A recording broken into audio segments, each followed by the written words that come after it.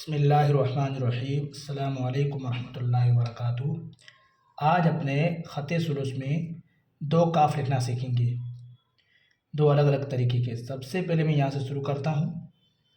यहाँ से आपको ऐसे करके ऐसे कलम को क्रॉस लाना है, इतना। उसके बाद यहाँ से ऐसे आगे खींचना है,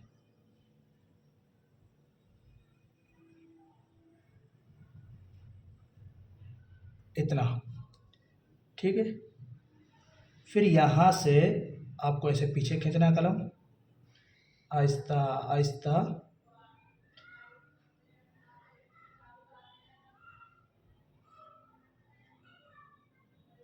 इतना।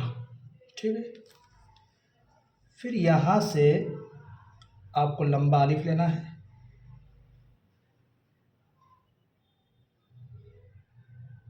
इतना।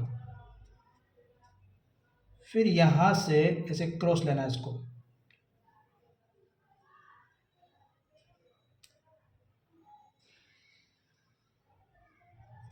ऐसे। ठीक है। फिर ये ऐसे करके